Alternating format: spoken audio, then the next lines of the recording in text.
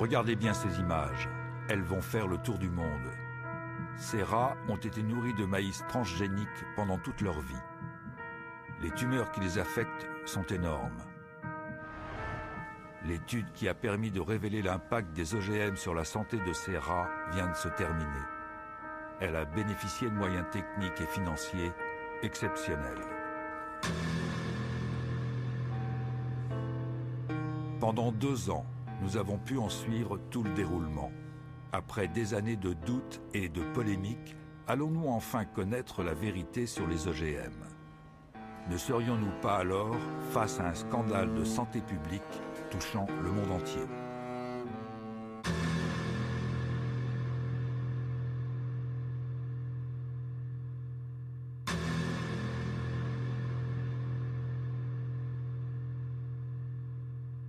Donc c'est la plus longue et la plus détaillée des études à ce jour sur un OGM. Et aussi, nous avons fait une autre étude en même temps. C'est sur le principal pesticide du monde, le Roundup. C'est un herbicide, il fait partie de la principale catégorie des pesticides. Nous avons passé plus d'1 année à obtenir des maïs transgéniques, car aucun producteur d'OGM ne voulait facilement les donner, étant donné que Monsanto fait signer des accords pour que ces semences ne servent pas à la recherche, ou alors qu'il faut un accord avec eux pour le faire. Et nous voulions que l'étude soit indépendante. C'est la première fois que l'on fait des études sur 2 ans sur des OGM. Ça, c'est déjà la grande différence. En plus de ça, on a essayé justement d'évaluer le maximum de paramètres biochimiques et biologiques possibles, avec des prises de sang itératives, des prises de poids, des analyses d'urine. On étudie les paramètres hépatiques, les paramètres urinaires, les paramètres sanguins, tous ceux qu'on peut étudier, les paramètres hormonaux qui n'ont jamais été étudiés non plus dans les précédentes études. Donc c'est vraiment une première mondiale. Jusqu'ici, le maïs NK603, l'OGM retenu pour cette étude, n'avait été testé que pendant 3 mois, sous le seul contrôle de son fabricant, Monsanto.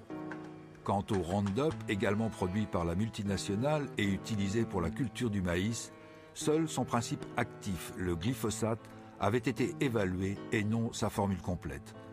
Or, pour permettre au principe actif de pénétrer dans les cellules de la plante, l'industriel utilise des adjuvants qui peuvent parfois se révéler plus nocifs que le glyphosate lui-même. Le but est double, à la fois de mener les études comme elles doivent être menées selon les normes internationales, mais pas en les lisant de manière la plus laxiste possible, comme font certains industriels, mais en la lisant de manière la plus rigoureuse possible. Et deuxièmement, de savoir effectivement s'il y a des effets secondaires. Mais comment peut-on le savoir sinon en donnant ça à des animaux et en mesurant tous les paramètres sanguins et en regardant tous leurs organes finement? Sans doute serait-il utile à ce stade de savoir à quoi servent les OGM. C'est le plus souvent une plante qui a été conçue soit pour produire son propre insecticide, soit pour être tolérante à un herbicide qu'elle pourra recevoir à dose massive sans mourir. On comprend bien l'intérêt pour l'agriculteur. Il pourra par exemple épandre du Roundup sur son champ, toutes les mauvaises herbes disparaîtront, seul restera l'OGM cultivé. On comprend moins bien l'intérêt pour le consommateur qui risque, lui, d'avaler un produit devenu une véritable éponge à pesticides. D'où l'importance de pouvoir évaluer l'OGM et les résidus qu'il contient, et le pesticide seul. Alors pourquoi ça n'avait jamais été testé? Parce que les compagnies, elles faisaient leurs tests soit avec l'OGM traité au Roundup, comme il se doit, et donc on ne pouvait pas différencier l'effet OGM de l'effet Roundup, soit elles faisaient, sans le préciser, le test sur l'OGM. Il n'y avait pas vraiment de standard à ce niveau.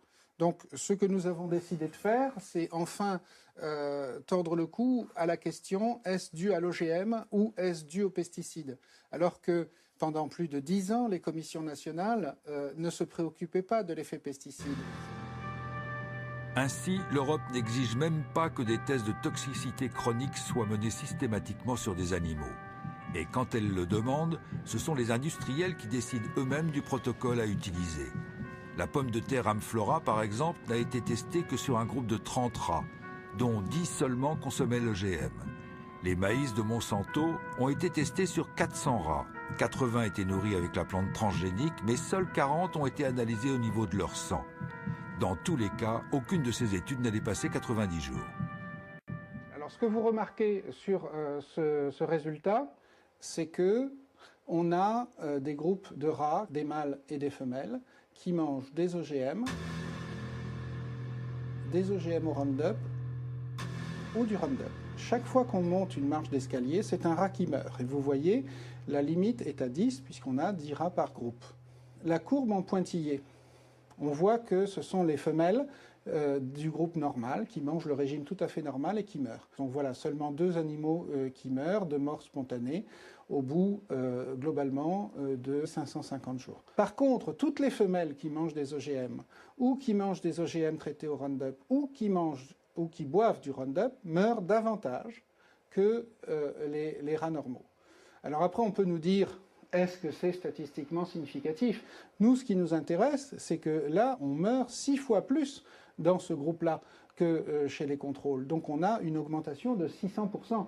Il n'y a même plus besoin en biologie ou en médecine de statistiques à ce niveau. Un point important à soulever quand même pour la compréhension, c'est que vous savez que toutes les études faites sur des rats sont des études faites sur 3 mois.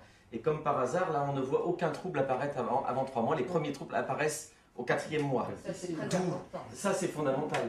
Ça veut dire que des études sur 3 mois ne servent à rien. Exactement. Si ce n'est à donner de bonne conscience. L'équipe du professeur Seralini a disséqué chacun des 200 rats pour analyser exactement ce qui affectait leurs organes. Le but, tenter de comprendre comment chacun des 3 régimes, OGM, OGM et Roundup seul, pouvait agir sur le métabolisme des animaux, particulièrement en ce qui concerne l'apparition de tumeurs qui, sans surprise, ne se développent seulement qu'après le 3e mois. Alors, le nombre de tumeurs palpables, bien visibles, qui apparaissent chez les animaux au cours de l'expérience sont représentés sur cette figure. Donc là, on a les rats qui ne reçoivent que des OGM face à ceux qui mangent une nourriture normale. Vous voyez qu'il y a très peu de mâles qui ont des tumeurs. Ils sont plus résistants pendant la durée du traitement.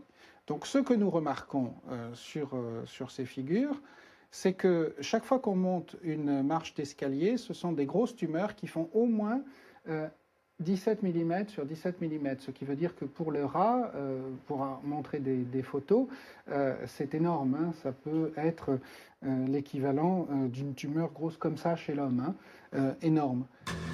Il se trouve qu'on a identifié chacune de ces tumeurs et 94% des tumeurs sont des tumeurs dites mammaires, c'est-à-dire ce qui correspondrait à des tumeurs du sein chez la femelle. Donc là, il y a des tumeurs du rein chez les mâles, mais il y a aussi des tumeurs mammaires, ce qui est assez exceptionnel chez les mâles. Ça laisse soupçonner un effet hormonal.